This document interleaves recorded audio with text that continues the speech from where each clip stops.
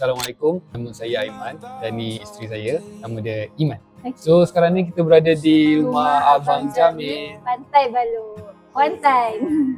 Alhamdulillah lah, saya rasa lega sangat lah. So far saya rasa macam, kalau dari sifat perasaan tu saya rasa happy sangat lah.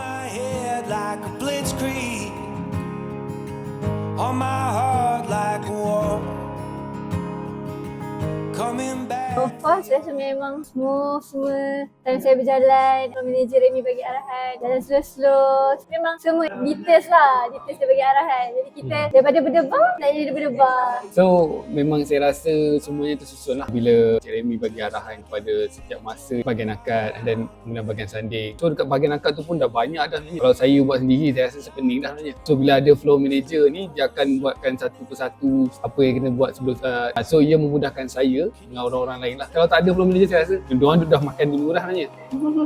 Gitulah rasanya lah.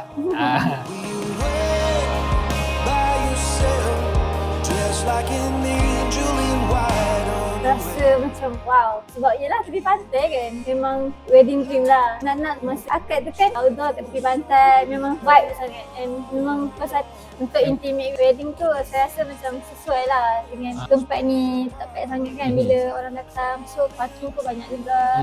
Pasal ada surau, ada tandas. Memang memudahkan macam bridesmaid saya. Daripada pagi lagi kan, lepas tu nak solat, senang lah ada surau sekarang kat situ. Memang senang lah, mudah sangat membantu lah.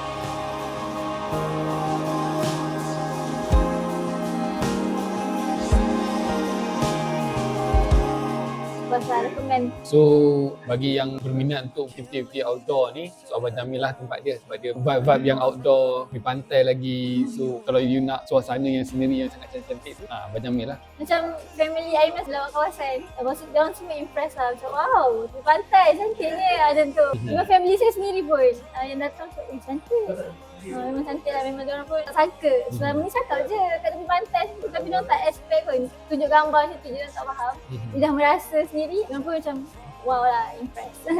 Dia tukang datang, saya pergi juga. Ingat kenduri? Ingat rumah Abang Jamil. Yeay!